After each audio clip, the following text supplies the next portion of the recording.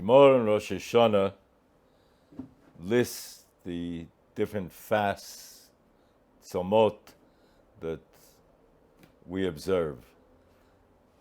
Tzom Gedalia is the fast the day after Rosh Hashanah, Gimel B'Tishrei, and it commemorates the assassination of Gedalia, the last of the Jewish sense of governance in Eretz Yisrael. Yes, appointed by the Bablim, but he had a certain amount of prestige, dignity that he was representing in a continuity of Klal Yisrael's being in Eretz Yisrael and being a nation in Eretz Yisrael. And then he was assassinated. Yishmael ben Nesanya, and the Gemara says that Ubo Yishmael ben Nesanya, and he was Mizera Melucha, he was from Beis David, and he killed him. Umi Holgoy, and the Gemara relates who killed him. The Turei Even asks, it's a beferish pasuk. Why does the Gemara have to say Umi Holgoy, who killed him? What's the lesson involved? And it remains with the Tzorachiyim. Perhaps we might understand it in this manner. And this will be I think a key for us to go a little further. He was Mizera Melucha.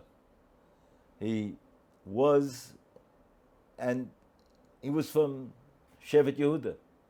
He was from Beis David.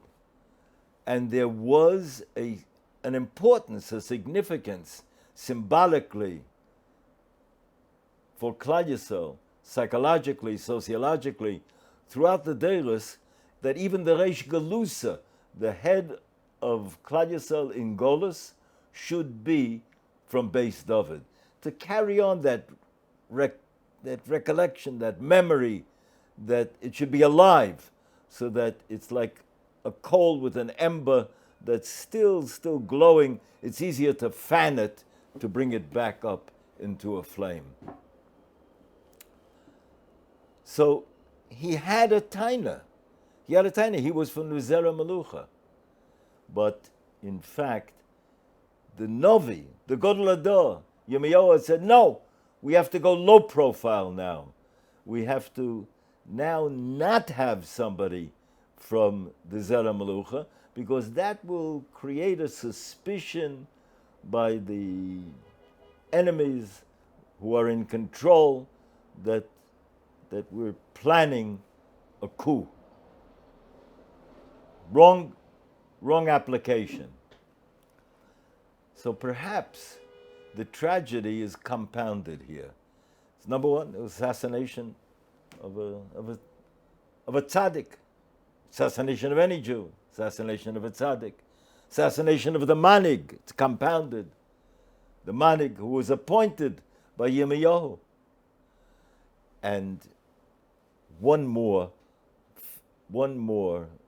feature, one more part of the tragedy, that somebody can come with a good taina, that there's a significance and importance to carry on the continuity of Beis David, wrong application. And somebody can use a right taina with the wrong application. Gemara later, over there, same daf. The Gemara is giving the listing of the Megillas Tainis, those days that were recorded and passed down through the Deiros from the Nevi'im, that Anshe Knesset Agdela, that we don't fast, were recorded and listed there. And one of them is that when the Beis Mikdash is up and running, so then all the Tzemes are mitapech, become turned into Yemei Simcha. But Gimel B'Tishrei had another case going for it, that it should not be a tzom. What was the case? In the time of the Hashmonaim, Jews, when they wrote contracts, were in the custom to record, this is such and such a date, to this melech, to, could be a particular novi, was functioning at that time, and they would write the Shem Hashem into the contract. The Yevonim came along, the Greeks came along, he said, no more Shem Hashem. Can't write the name of the Rebbeinu Shalom. The Hashmonaim did battle, Siyata Deshmaya, won, triumphed, to the extent that now they could write. In their daily business, it was reflected then of a sense of pride, autonomy, of prestige, that Klal Yisrael could once again write the Shem Hashem in a contract. The Chachomim took note that, wait, this door is not going to be that cautious and careful after the shtar is paid up. And after the shtar is paid up, the Malva returns the shtar to the Leva, and it'll get discarded. It can get discarded into a trash bin. The Shem Hashem. So the Chachomim come along and say, yes, we can now. We have the license, the permit to write the Shem Hashem into the shtar, but we're not going to do it anymore. Stop writing the Shem Hashem.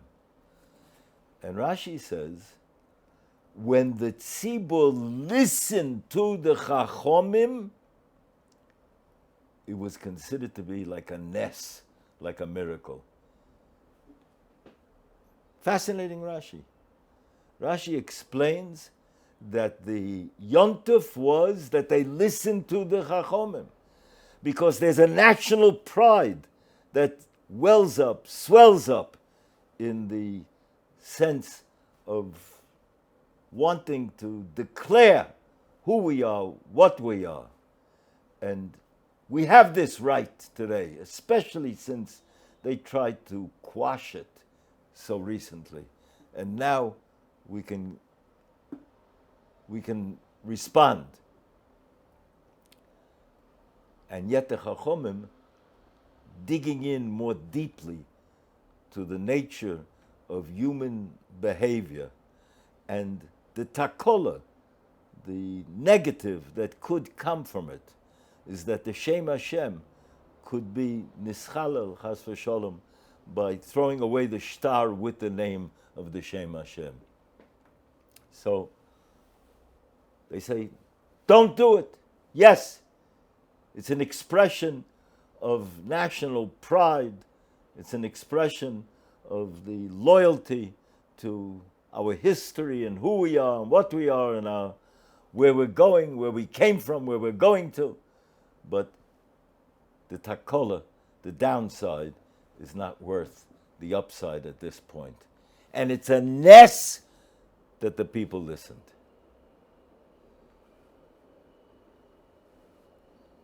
Let's dig in a little bit more now. This then is Umihogo, who killed him? Asked the Gemara. Who killed Gedalia? Turi Even asks. It's a fairish apostle, an explicit verse. What's the question?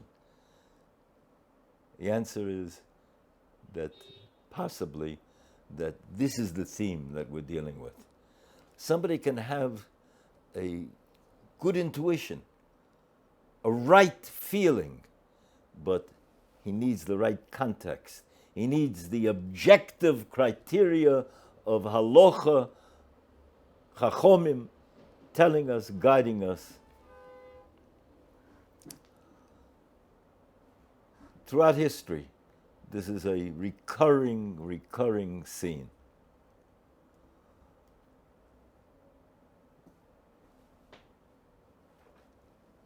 Later on in the Masechta, Tosfos cites the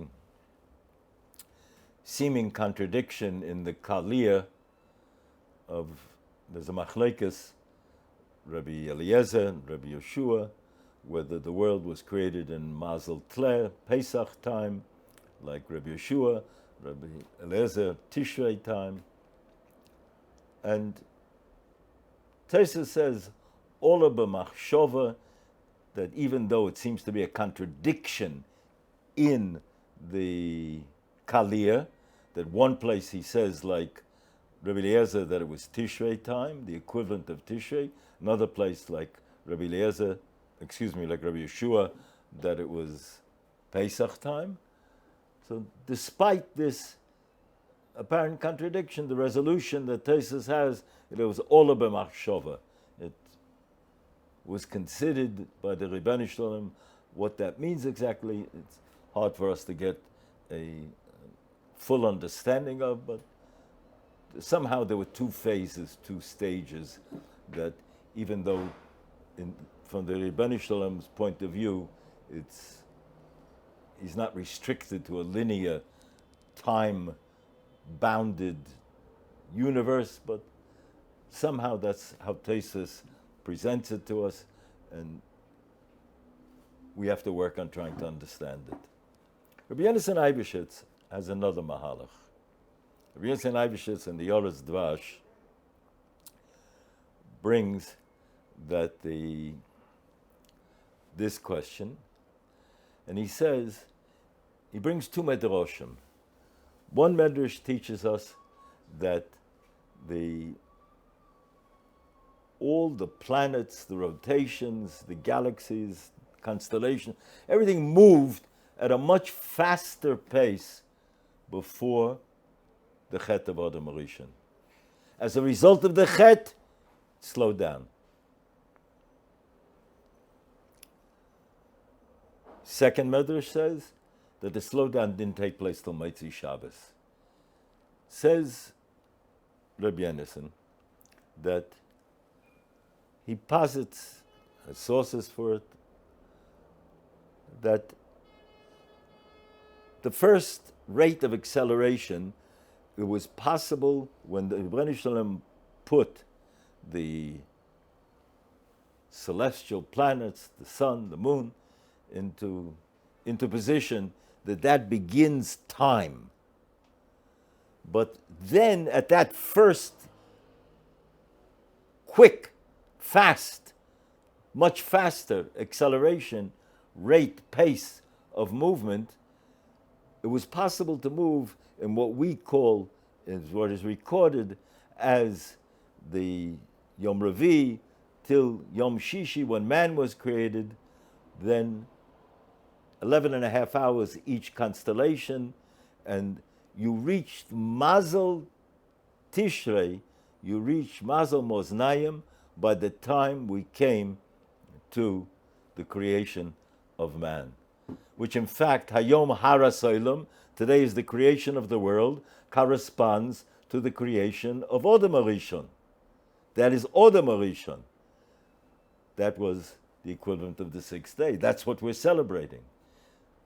And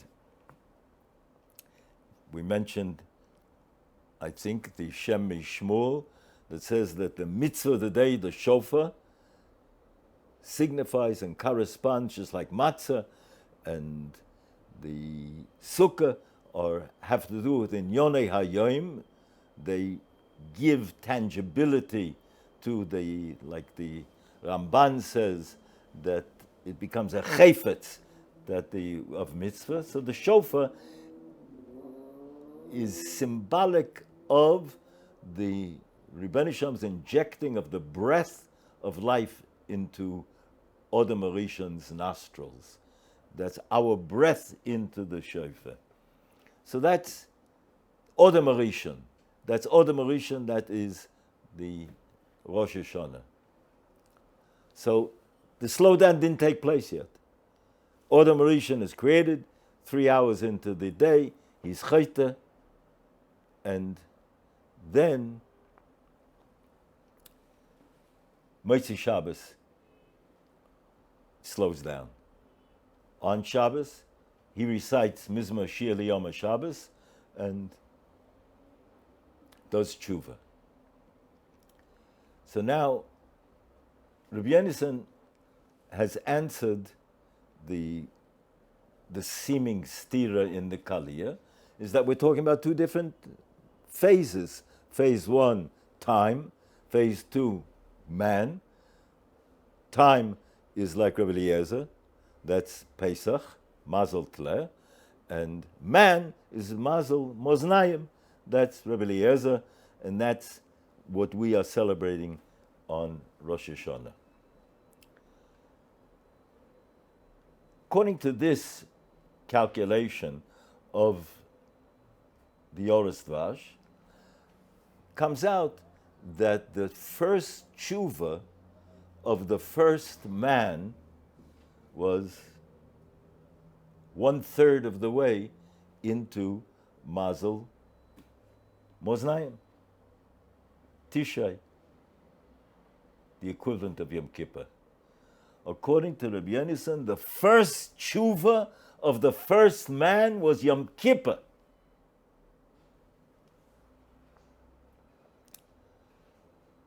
Slowdown didn't take place till Motzi Shabbos, post Yom Kippur. Klal Yisrael, fast forward, received the Torah, the Chayte, the Egel. Moshe Rabbeinu goes up for the second Luchos. He brings down the second Luchos. The tshuva is accepted Yom Kippur, as second Luchos. So the Kabbalah HaTorah is second Luchos. We are second Luchos, the Jews. That first Luchos, Shavuos, remains intact as the yontif of Kabbalah HaTorah. That's the breakthrough, the crashing through the sound sense barrier of man being given Torah, entering into this relationship, a nation with the Kodesh Baruch Hu. But it gets adjusted as a result of the failure to handle that momentous responsibility with total sense of sensitivity to the kedusha of the moment, the time, the responsibility, the Chet HaEgel. And they're broken, but they stay. They stay in the Aron, the Shivrei Luchos. But the second Luchos then are Luchos which are in fact carved by man. The Yesius again will be Rebbeinu Shalom, but it's Psol Lecho, and that opens the way, says the Medrash, to Terush Baal Peh and the world as it will then unfold. And so, the first tshuva of the first man is Odom Harishon. Yom Kippur corresponds to Yom Kippur. The first tshuva of Klal Yisrael is Yom Kippur. That's accepted as a national tshuva. 2 days that seem to be the days most yet linked, connected in some way to even the secular mentality are the Pesach Seder and Yom Kippur. when the Yom Kippur War broke out, it was part of the Egyptian strategy, part of the mitzvah. Their cheshbon, their calculation was it'll be the day we're least prepared. The Maisa was the easiest day to recruit. Klal Yisrael was the only day that streets have no traffic here. Pesach Seder is a different question, that there's some, however warped halachically, remnant of a Pesach Seder commemoration, recognition, attempt by even Jews that have become very, very removed. But Yom Kippur is a day that this country, however secular its initiative had become through the generations and decades, yet it was the day, the easiest day for Klal Yisrael to respond when they were yet totally unprepared.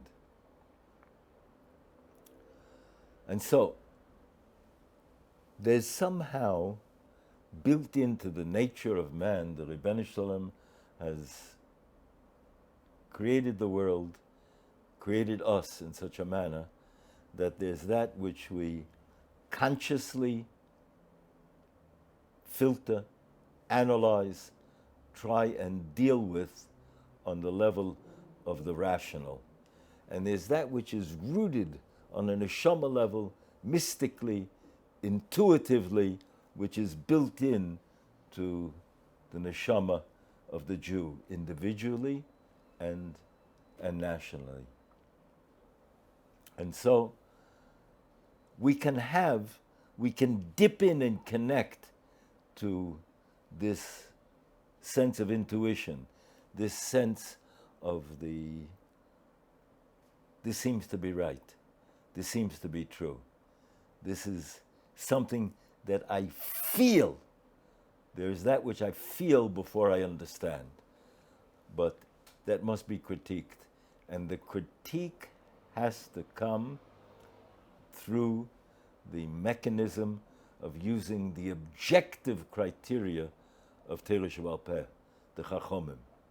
The individual that has a sense intuitively of Beis David, Mizera Melucha.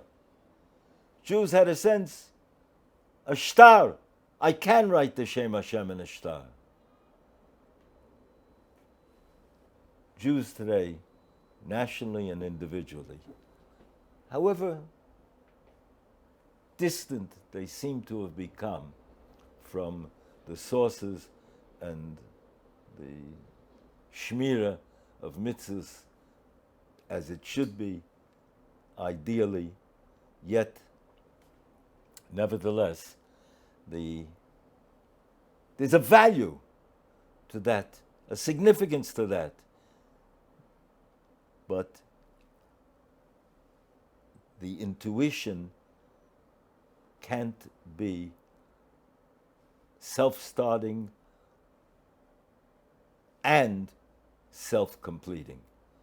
It can be an initiator, self-starting, but it can't get us ad tumam, to where we have to go to fulfill our individual and national role.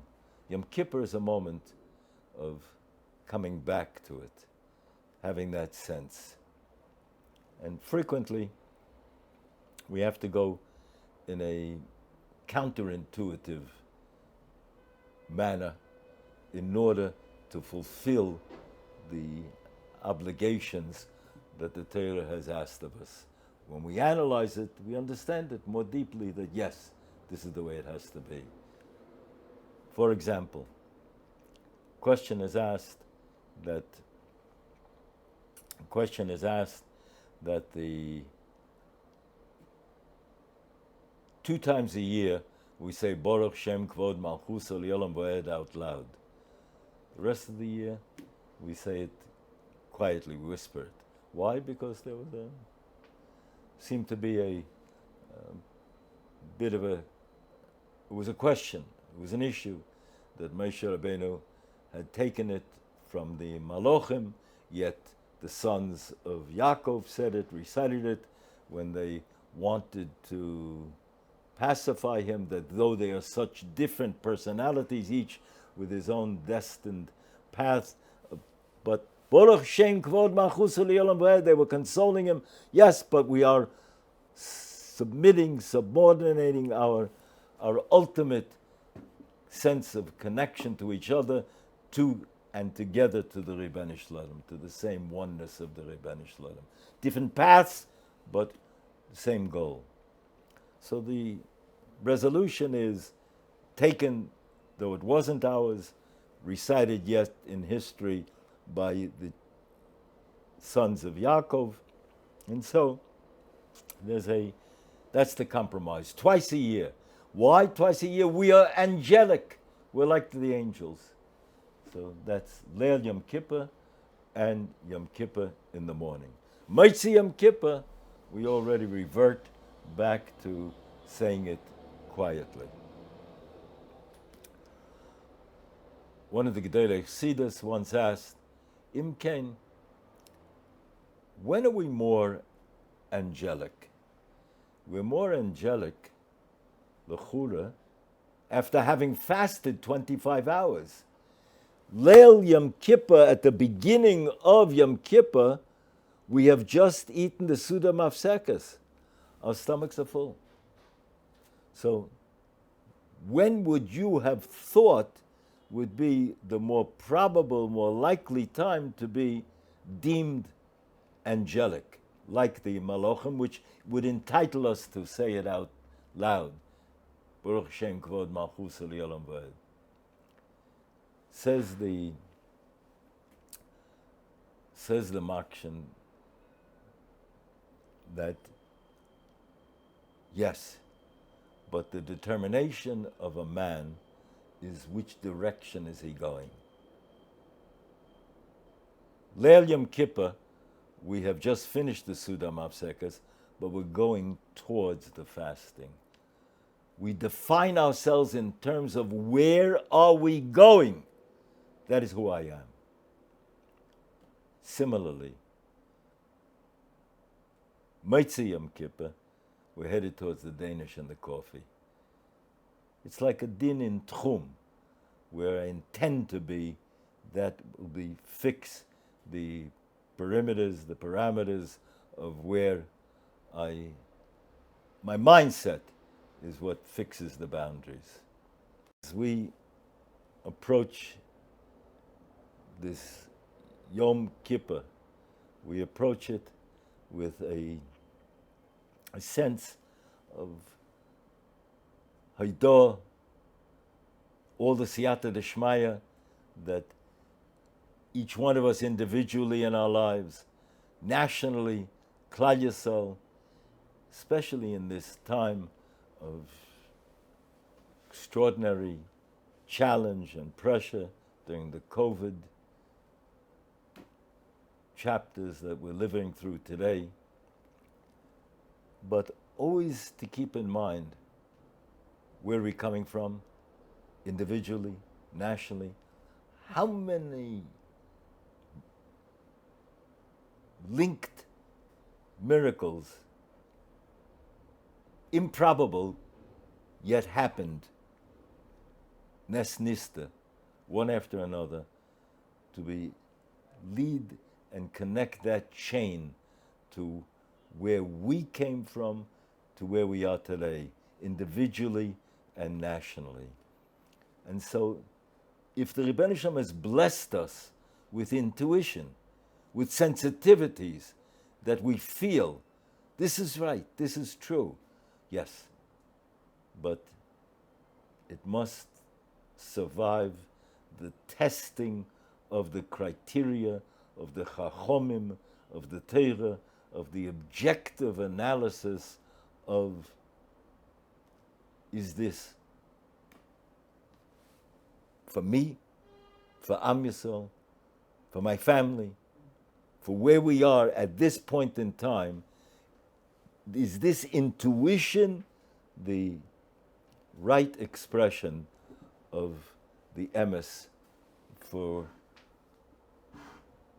fulfillment of my piece in this massive mosaic of Klal Yisrael, which in turn have to bring the Gula b'mheira b'yameinu. It should be a year of Chsima Teva and all the brachas for all of Klal Yisrael, and bring about Tikkun Ha'olam with the sense of Kvod Shemayim that was the ultimate plan and design of the universe. A good year.